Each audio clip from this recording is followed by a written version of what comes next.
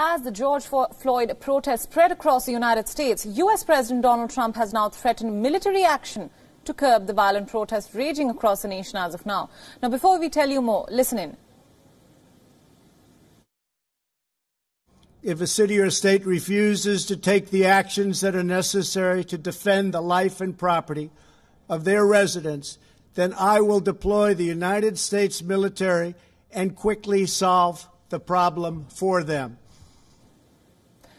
That was the U.S. President's first address since the protests broke out in the country, declaring himself as the president of law and order.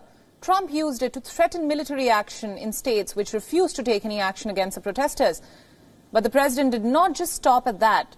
He called the rioters domestic terrorists. And he even asked every governor of every state to deploy the National Guard in sufficient numbers to countermeasure. Today, I have strongly recommended to every governor to deploy the National Guard in sufficient numbers that we dominate the streets. Mayors and governors must establish an overwhelming law enforcement presence until the violence has been quelled.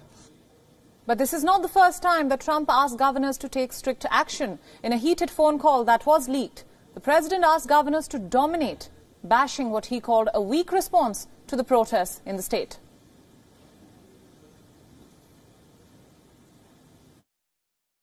Get a lot of men. We have all the men and women that you need.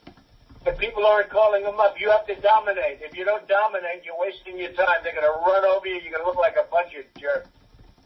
You have to dominate. And you have to arrest people and you have to try people. And they have to go to jail for long periods of time. But even with the U.S. president's call for military action, America's governors are pushing back. In fact, New York's Governor Andrew Cuomo has called for a national ban on excessive force by police.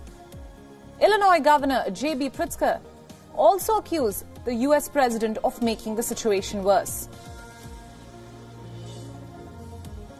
Democratic presidential candidate Joe Biden slammed Donald Trump on Monday for using the American military against the American people.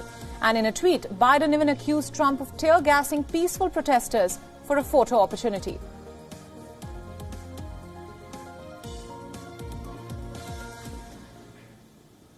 Police brutality is what protesters are condemning in the various protests across the United States. While some protests themselves have seen excessive use of force by the police officers, many of them have now come ahead in support of the demonstrators.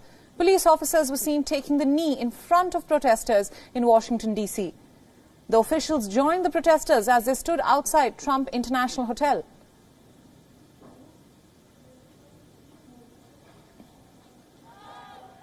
And a similar scene was witnessed in Portland earlier. Police officers had asked the protesters to stay off the streets. The protesters then asked the police officers to kneel in solidarity with their movement against racial injustice. And the police officers complied.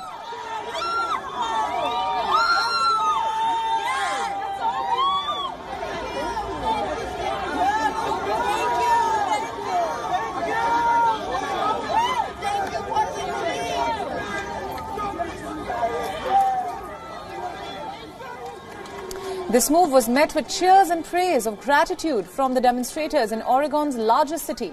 Protesters were even seen shaking hands with the officers as they kneeled.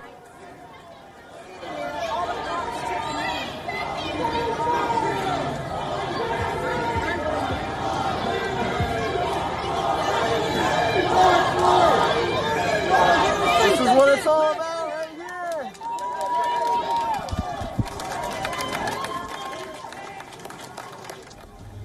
But it was not just these officers. Various police officials around the country were seen kneeling in silence to pay tribute to the memory of George Floyd.